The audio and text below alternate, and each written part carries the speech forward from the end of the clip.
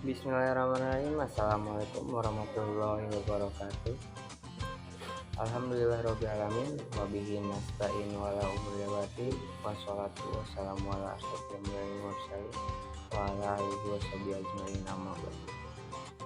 Perkenalkan, nama saya Mulyadi Yusuf dari kelas C3 Manajemen dengan nomor pokok mahasiswa 10120009. Di sini saya akan membahas tentang Tariful Al-Quran. Tafakur adalah suatu metode untuk lebih memudahkan mengamalkan ajaran-ajaran Al-Quran atau hadis. Kegiatan tafakur adalah berpikir menggunakan akal dan qalbu. Akal berpikir membayangkan, qalbu merasakan atau menghayati. Maka seringlah latihan dengan qalbu kita, aktif qalbu kita agar bisa dekat dengan Tuhannya. Oleh karena itu, digunakan qalbu itu untuk komunikasi dengan Tuhan kita. Tujuan tafakur adalah untuk meningkatkan kesadaran, bukannya untuk menjadi pintar. Tafakur mempunyai nilai istimewa di sisi Allah. Rumus utama: akal tanpa bimbingan Al-Quran tertipu. Al-Quran tanpa akal lumpuh. Hasil dari tafakur bila berlawanan dengan Al-Quran atau hadis adalah keliru. Dan selogis apapun argumentasinya, bila berlawanan dengan Al-Quran, hadis sudah pasti salah. Allah berfirman dalam surat Yunus ayat 100, A'udzubillahi minasyaitonirrajim. Bismillahirrahmanirrahim. Wa ma kana linafsin an tu'mina illa biiznillah wa yaj'alu ra'sa 'alal ladzina la yuqilun. Shadaqallahul adzim. Yang artinya, dan tidak seorang pun akan berfirman kecuali dengan izin Allah, dan Allah menimpa ajab kepada orang yang tidak mengerti. Pokok selanjutnya pembahasan yang saya sampaikan yaitu Tariful Quran. Disampaikan mutawatir membaca. Itu pokok pembahasan kalamullah disampaikan secara mutawatir membaca adalah ibadah. Apa itu kalamullah? Menurut bahasa adalah dua unsur kata dari lafaz kalam dan Allah. Jadi firman Allah adalah wahyu yang disampaikan kepada para nabi dan rasulnya. Memulai malaikat Jibril, Al-Quran turun secara mutawatir. Al-Quran diturunkan secara mutawatir, maksudnya adalah secara berturut atau berurutan. Sejarah turunnya Al-Quran. Nuzul Quran adalah dari kata nazala yang berarti turun. Proses turunnya Al-Quran itu ada 3.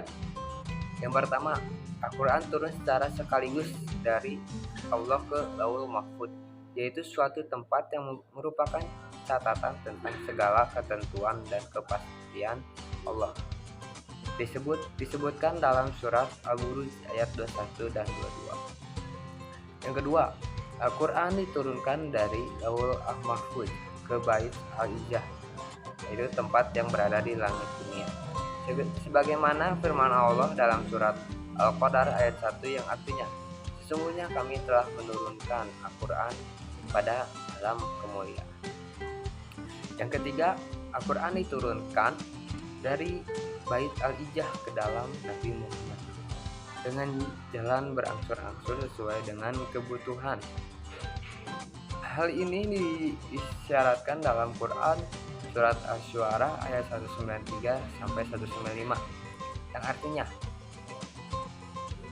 dia dibawa turun oleh Ar-Ruh Al-Amin Jibril ke dalam hati Muhammad agar kamu menjadi salah seorang di antara orang yang memberi peringatan dengan bahasa Arab yang jelas. Selanjutnya membaca adalah ibadah. Membaca Al-Quran adalah suatu bentuk ibadah dalam umat Islam. Allah berfirman dalam Quran surat Al-Fatir ayat 29.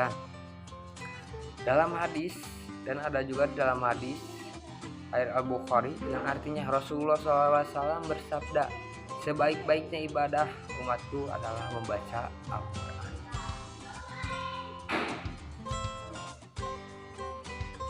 Tariful Quran itu mujizat. Mujizat artinya sesuatu yang luar biasa yang bertentangan dengan adat atau keluar dari batasan-batasan waktu yang telah diketahui. Al-Quran dari segi isinya menggunakan mukjizat pula di antaranya.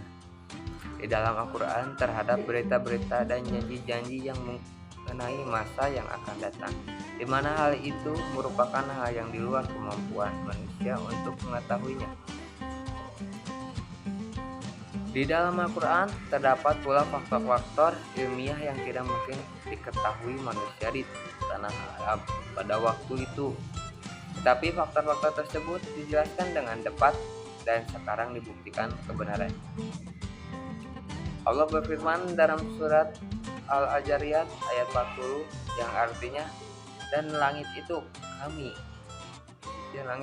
kami bangun dengan kekuasaan kami, dan sesungguhnya kami benar-benar meluaskannya. Quran surat Al-Ajariyat ayat 47.